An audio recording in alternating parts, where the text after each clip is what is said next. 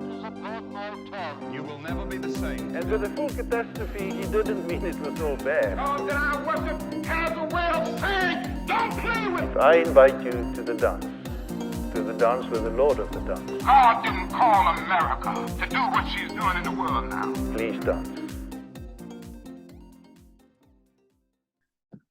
Hey everybody, welcome back to another episode of Untitled, the joint podcast effort between Unfailing Love Church here in Fort Wayne, Indiana, and Unfinished Community here in lovely, sunny Kobe, Hyogo, Japan.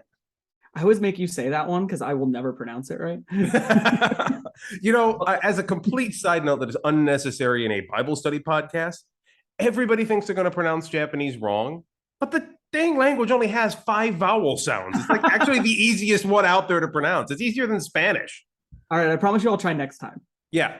We'll do a bonus episode on how to speak Japanese. Sweet, doing it. But anyway, I'm Pastor Tim. I'm from Unfailing Love Church of Fort Wayne, and this is missing one today. Pastor Mal was feeling a little bit under the weather, so it is just myself coming from the Fort Wayne side, and then this guy right over here. And I am Don, who is loving the fact that we can gesture towards each other and not realize that we're both on the same side of the screen for each other. So He gestures to the left to me, I gesture to the left to him. It's the fun part about Zoom. Yay! Also, I'm gonna go ahead and throw it out here and just flat out call you a coward because I figured we should just not comment on Mal's absence at all. Claim it was the Mandela effect and leave it at that and see how many people bought it. Even if I don't indicate that my wife's not here, my wife might get angry.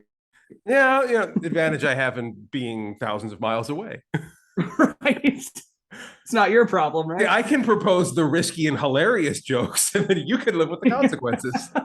Yeah, and I just deal with it. Yeah, exactly. But yeah, no, this is our joint podcast effort where we just kind of crack open the Bible and we kind of dig at it, really, because questions come from over here, and then I'm going to signal this way, so maybe you're on that side of the screen. I don't know, but and then you're the learned one, so you're here to answer some questions. Some pretty big air quotes on that. But I hope that everybody that's watching is ready to learn some, because I think I am today for sure with this passage.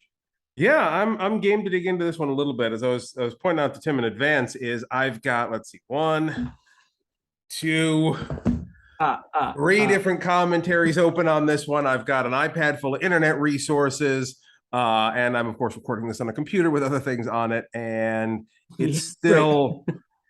And I believe the technical term here, and so stop me if I'm being a little too weird. I believe the technical term to describe this verse is "screwy as all get out."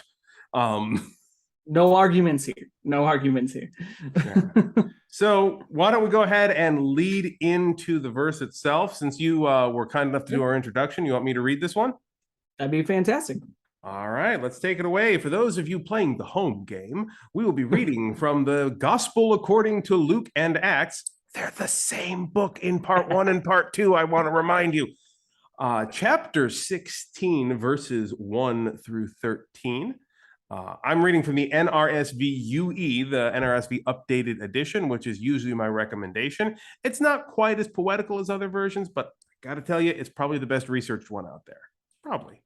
Yeah. So let's take it away. It is given in the English the heading, The Parable of the Dishonest Manager. Spoiler alert, he's the good guy. Let's get going. Starting from chapter 16. Then Jesus said to the disciples, there was a rich man who had a manager, and charges were brought to him that this man was squandering his property. So he summoned him and said to him, what is this I hear about you? Give me an accounting of your management, because you cannot be my manager any longer. Then the manager said to himself, what will I do now that my master is taking this position away from me? I'm not strong enough to dig, and I'm ashamed to beg. I have decided what to do so that when I'm dismissed as manager, people will welcome me into their homes. So summoning his master's debtors one by one, he asked the first, how much do you owe my master? He answered, 100 jugs of olive oil. He said to him, take your bill, sit down quickly and make it 50. Then he asked another, and how much do you owe? He replied, 100 containers of wheat. He said to him, take your bill and make it 80. And his master commended the dishonest manager because he had acted shrewdly. For the children of this age are more shrewd in dealing with their own generation than are the children of light. And I tell you, make friends for yourselves by means of dishonest wealth, so that when it is gone, they may welcome you into the eternal homes. Whoever is faithful in a very little is faithful also in much, and whoever is dishonest in a very little is dishonest also in much. If then you have not been faithful with the dishonest wealth, who will entrust you to the true riches? And if you've not been faithful with what belongs to another, who will give you what is your own? No slave can serve two masters, for a slave will either hate the one and love the other, or be devoted to the one and despise the other. You cannot serve both God and wealth. I'm going to say that last part out there one more time for the people out there in the back. You cannot serve both God and wealth. In case you were wondering, eat the rich is biblical. Anyway, moving on. I mean, we talked about this last week. We're not going to pull punches. I have no intent of doing that. No, not at all. Yeah. But I mean, I think we all hear like that very last verse. I think that's the biggest thing we hear out of this whole passage is just like you can't serve God and money. Mhm. And then they go on to serve God and money.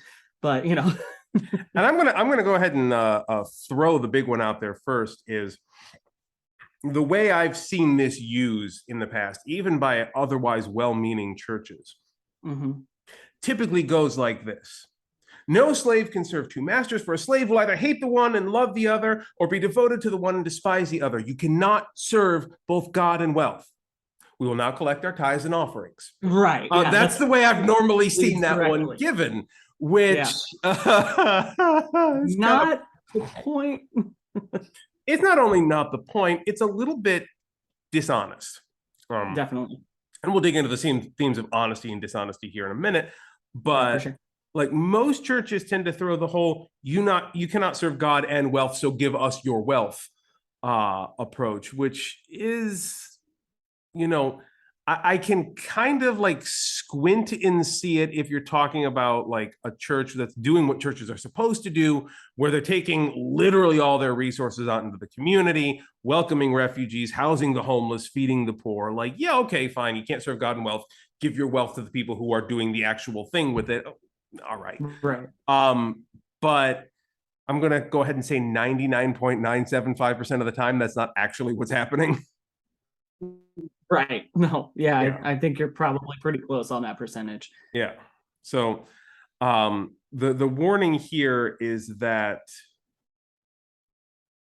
goals, in a sense, your aims are important with what you're doing. There is, particularly in our society, our American society, I say not to be Americocentric here, but I'm American. I know that we export our culture to the rest of the world, including all of our flaws and hilarious over the top stupidity. That goes out to everybody free of charge, like an extra bonus. One of the things that has been a constant through line in our culture since the beginning is the worship of wealth. And lest you think this newest generation is throwing off the pursuit of wealth in favor of other things, let me remind you that millennials and Gen Z were the ones who invented grind culture. So you can just kind of piss off with that. We all have it. It's a through line for our culture. We just develop new and unique ways of saying, I want to get me them dollar bills, y'all. Right. Yeah, and getting out of the mindset where wealth is important to us because it is wealth is important. And I make that differentiation there, by the way, because one thing I do know, money does actually solve problems. Like, I grew up poor. I know lots and lots of poor people do. There is not a single problem for us that the having of money wouldn't solve. But that's still a mindset where we're considering money as a tool to do a good in the life of ourselves and the people around us. Right. What it's talking about here is shifting to the service of money. Yeah. Anyway, Makes that's sense. always the point I want to hit first when we're talking about this one is, it doesn't mean that it's that you shouldn't have any money. It means that what money you have, you should be using to do good things and not, doing the Smaug thing and being like, it's mine. Yeah, exactly. For sure. Yeah. So Yeah, that's a, I mean, that's a huge thing. Like that, I mean, you kind of touched on it. mhm. That was always a verse that was used right before tithe and offering was taken up, and it always really rubbed me the wrong way. But I didn't have the information at the time to really like push back on it. Yeah, And then when I did, that's when I started getting kind of the negative looks during, tithe and offering. And I was like, this isn't what this is supposed to be about. right. Like this is about a totally, actually, spoiler alert, it's about nine totally different other things. This verse got a lot going on in it. Right. But the exclamation point on the end of this is not a call to offering. Like there are No. plenty of places in the Bible that talk about giving your money to the community and sharing it and redistributing the wealth and stuff like that. Fun side note for all of you playing along at home: the early Christians were communists. Shocker. So that most of the New Testament's function with respect to wealth is give it all to the church, and then we will redistribute the wealth appropriately so Right. that everybody's even and equal. So yeah, saying you cannot serve both God and wealth here isn't necessarily saying, so give us all your money so we can have all the money and keep it and do what we want with it. It's saying stop making this the central focus of your life and start doing things with it. Right. Because those commune societies will develop later on, like back half of the book of Acts type stuff is where we start getting the form into that. So that hasn't, historically speaking, in the timeline happened yet. So this is the teaching that kind of lays the groundwork for that kind of communist society. Right.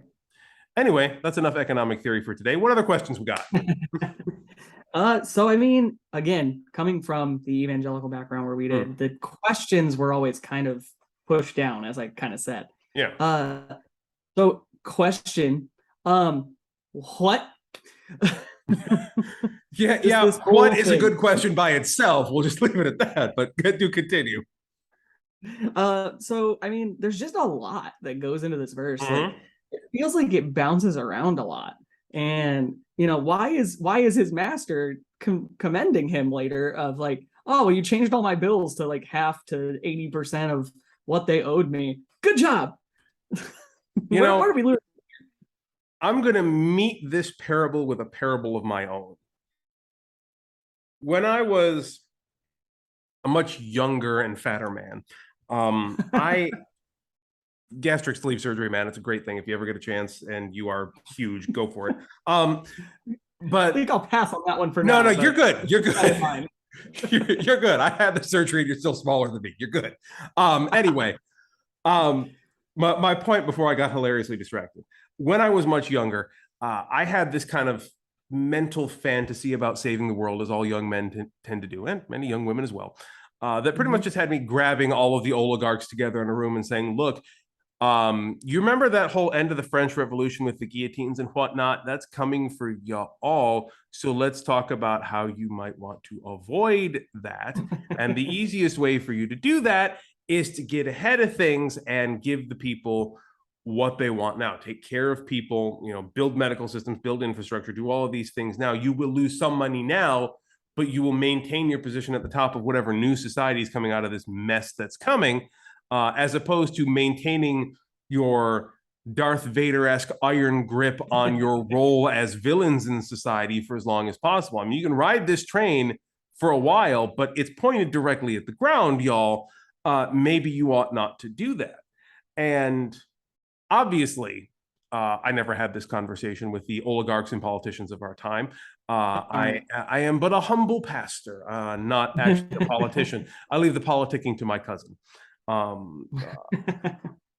But that is a conversation that I think could and should be had. And I think that's what Jesus is suggesting via Luke here as well with this particular piece of the parable. Is the manager here is shrewd, and the master is shrewd for observing what he's doing and realizing it for what it is.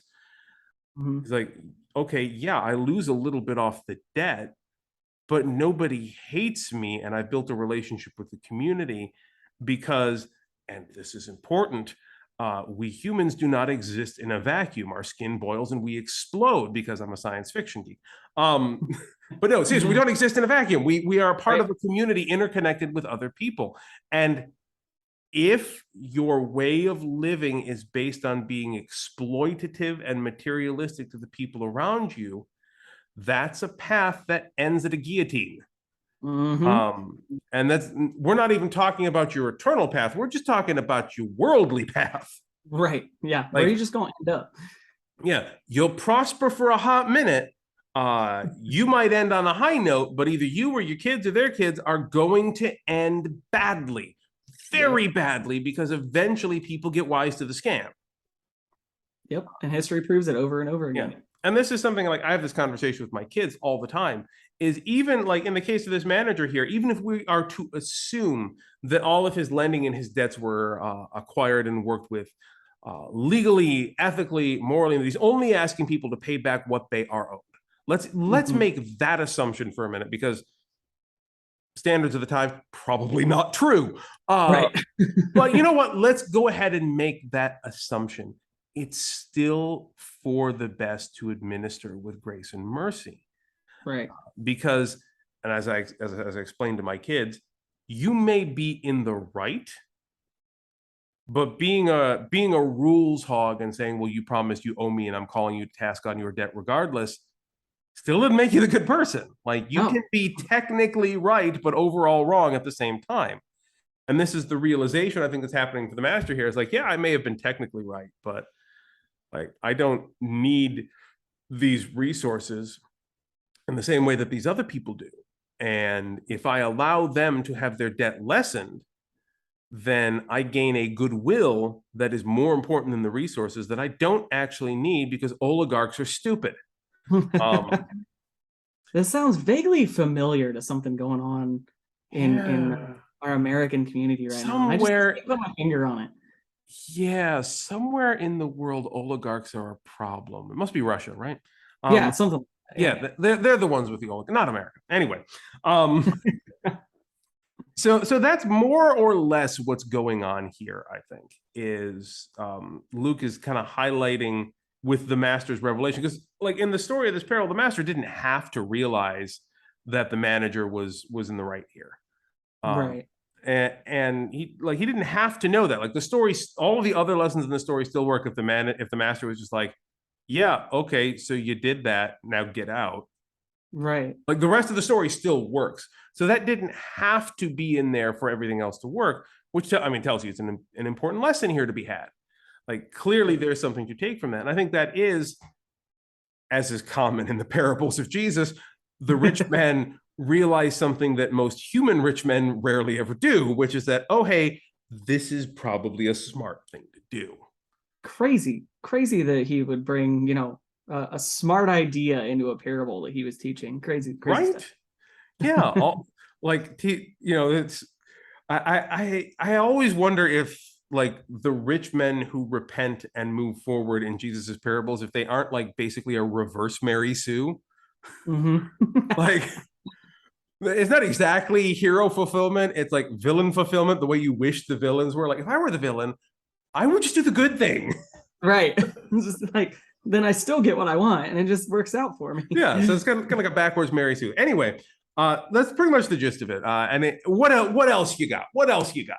Right. Well, I mean, we got 13 verses to pull from. So, but I mean, I look at kind of one of the other big ones for me, and just I have my phone with my handy dandy app on it here. So it's I tell you, make friends for yourselves by means of dishonest wealth, so that when it is gone, they may welcome you into the eternal homes. And being a pastor who's on TikTok and waits for random trolls that come through my TikTok lives, I'm waiting for one of them to use that and say, look, your Jesus said that to be dishonest and use dishonest wealth to make friends. And it's like, I'm pretty sure that's not what it says, but I figure I'll lean on the guy with the all the learneds. All right. So there's a couple of different directions we can go with this. First off, the easy one. I'm going to take my pastor hat off and I'm going to put my teacher hat back on. Living out here in Japan, I definitely do a lot of English teaching. And I'm going to ask you if you're familiar with this concept. That's a big one, but it's called the double negative. Right. I know, shocking, right? Not actually a huge concept in ancient Greek, but it still grammatically functioned that same way. But in order for that to work, you have to understand that wealth is a negative. Right. So we've got two conceptual negatives here coming up against each other: dishonest and wealth. It's also worth looking at here that perhaps an equivalently good translation would be to say something along the lines: make friends for yourselves by means of being dishonest with wealth. Okay. Which is also okay. And again, there's a larger conversation to be had here about dishonesty as a viable tool here. Right. But dishonest wealth is worth unpacking in this context, because honest wealth would be wealth that is being honest about what wealth is, wants, and does, which is to be hoarded like a dragon that means to eat it up some hobbitses. Right. So dishonest wealth is wealth that's acting against its own purpose, that is distributing itself, that is breaking with oligarchical and power control structures and moving out into the world in ways that are beneficial to people and caring for people and loving for people, which, as any of us living in post-capitalist America know, is not what wealth does. What? I can't believe that. You're going to have to run that one by me again. Shocking, I know. So when we're talking about make friends for yourself by means of dishonest wealth, that's the Robin Hood passage here. That's Gotcha. Get that money out of there, suck it out of the rich like pulling pus from a wound, and just get it out. So once again, eat the rich is biblical, is what you're telling me. You think I'm joking about that? I'm not. No, I'm 100% on board with that one. Yeah. We'll get right into that. And before people start coming at me and saying, well, eat the rich has got to be hyperbole, we don't seriously mean that we want to do harm to the wealthy people. Let's not forget that Jesus at one point recommended taking rich people and jamming them bodily through the eye of a needle like a camel. Like, he was using violent imagery with camels and eyes of needles. And like, if you've ever wondered what that looks like, don't ever try it. It's a bad idea. That feels nightmare fuel. Yeah, the only way to make it work is with like an industrial strength blender and a lot of no morals. Or a black hole with spaghettification. That would do it. But what'd that do to the needle? Anyway, quantum mechanics aside. I had to. I'm sorry, it was there. No, I come on, lifelong Star Trek fan. If you didn't make the spaghettification joke, I would have. There we go. Yeah, I mean, it's so basic when you break it down like that. Yeah. Because, like, as you say it now, I feel almost silly for not having thought of it and been like, oh, well, when wealth is kind of the point of the whole message, but and this you can't wealth and God. This is the thing for folks coming out of evangelical and evangelical adjacent, or just generally a parasitic touched upon backgrounds. Help someone out there. Yeah. I was going to make a reference to a Doctor Who episode, but I'm not sure anybody. With the bug on the back. Yeah, you got it. That's exactly the one. There's a Doomsday in New Earth or something like. Or no, the one right before it. Turn left. I think it was. It's turn left. Yes. Yeah. Donna Noble with a giant bug on her back for the whole episode. Anyway, yeah, that's pretty much the exact image I have here. But anyway, most of the way that these kind of evangelical parasitic ways of doing church power structures work, is by taking what is straightforward and teaching that it is not. So most people who've come out of those sort of backgrounds have spent their whole lives being taught that the Bible is complicated. You have to really interpret it and understand it in complex ways to get to what is straightforward. This is why we get people who insist on things like a literal hell or the rapture, which, fun side note in case we ever get to Revelation, is not in the Bible. I was waiting on that one. Anywhere. I could see it digging at you, and you needed to get it out. Yeah, I'll throw that one at anywhere. Things that don't appear in the Bible, by the way: a literal rapture, a singular devil, the concept of hell. None of them are in there. So you already got to be interpretive to make those fundamental parts of your theology.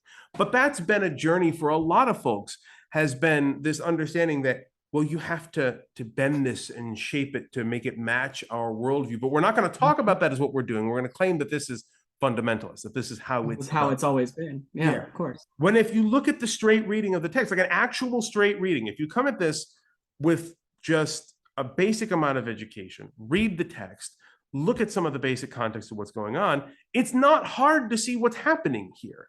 Like This is Jesus telling a parable that says, hey, y'all, money, not so good. Maybe don't do that. Maybe just give grace to people instead. And then you've got people in the evangelical communities who are saying, it says dishonest wealth. Well, dishonest is whatever I don't like. So I'm going to say that, say, people in sex work are making money by means of dishonest wealth because I don't agree that sex work is a valid profession. So there you go. That's the dishonest wealth. And I was like, no. One, Stop, back up. First off, it's saying dishonest wealth is a good thing, so you shot yourself in the foot in the first place. Two, even if it wasn't, dishonest wealth is wealth acting against its own interests. It's pretty straightforward there. So that doesn't have anything to do with specific professions you don't like. It doesn't mean, and this is what I've heard too, is anybody who dedicates themselves to work in a secular profession rather than working for the church is making money by means of dishonest wealth and therefore must be shunned. Yeah, of course. Yeah, I sit at a computer for 8 hours a day. I'm clearly the devil. Well, that depends. Are you on Reddit or 4chan? Working. Yeah, working, as people in front of their computers often do. Fair enough. Dude, I'm a pastor, and we met on Reddit while I was at work. We get it. This is fair. Yeah, call a spade. I get it. It is what it is. We all know how work is in the 21st century. But yeah, so this sort of mentality of twisting these passages around and then claiming that it's a straightforward fundamentalist impression has been an evangelical tool for hundreds of years. Yeah. And so it's not surprising to come to this and be a little shocked that a straightforward read is possible. Right. Because so many have just not been doing it for so long. You've been trained up in these techniques by which you have to look at the Bible and see convoluted language. Yeah. I mean, how many times were you in churches looking at the Bible as a collection of these and thous and weird statements and stuff like that, even though you're reading from the Message? Right. Like, that's cognitive dissonance right there. Is the Bible is linguistically convoluted, but I'm actually reading a version of the Bible that is so linguistically straightforward that it's actually mocked by people all over the world. Eugene Peterson, I'm sorry, I like your theology, but the Message was a mistake. Anyway. What about 2.0? Was that any better? Yeah. That was my like carrying Bible during youth group, man. It was Message 2.0 because I could read it. Yeah, you're talking to a guy who sat through his sustained silent reading periods in middle school with a copy of the NIV, just daring people, because I'd been told by my parents and my church that people are looking to persecute you for reading the Bible. So I'm like, all right, if that's the case, I'm gonna sit down with my Bible and read it for SSR. And nobody said a word about it ever. All I can see is you with a Bible just ready to like, come on. That's kind of me, but like I'm swinging it at the rest of the church, so Right. Yeah, that's you now. That's the other side. Yeah. I like to take old idioms and put a fun twist on them. Preaching to the choir is more or less what I do these days. It's fair. Not wrong. All right, so those of you watching on YouTube probably noticed the suspicious cross dissolve that just happened. Those of you listening on the podcast probably noticed that my tone of voice changed dramatically. Man, I can't imagine why. Maybe one of these days when we split an episode like this, I'll find a musical sting to put in here or something. But in the meantime, as I have lazily gotten to my point, today's episode, as you've probably noticed by now, ran long. So what we're going to do is cut it here for today and come back next week with a whopping part 2 and the exciting conclusion to this week's episode. if it weren't for the fact that I would get demonetized here, this would be the point where I would put in the tag music from the end of Best of Both Worlds Part 1, which is perfect for cliffhangers. I absolutely Yeah, love it. absolutely. But we would almost certainly get copyright flagged for that. Yeah, let's not do that. So not going to do that, but I could imagine. Yes. So just picture in your mind. Picture in your exactly. mind. So as we just said moments ago when we were ending the episode in total, like, share, subscribe, share, and also share. And then Links we're all going down to there. share a little more, because the more eyes we get in front of this, the better. Links and stuff are down below in YouTube. They're in the description on the podcast channel. Pass it around, share the wealth, dollar podcasts, y'all. Spread it around. Get the word of God in people's mouths, or just get them looking at crazy pastor types who like to rant about the Bible. Whatever floats your boat. That's us, right? I'm crazy. I can't speak for you, but I would generally tend to assume so. Fair. Yeah. So in the meantime, have a good week. We'll see you with the exciting conclusion, which may or may not be introduced in the voice of Majel Barrett Roddenberry. It won't. Next week. Take care. Have a good week, y'all. Bye. See you guys. Love you.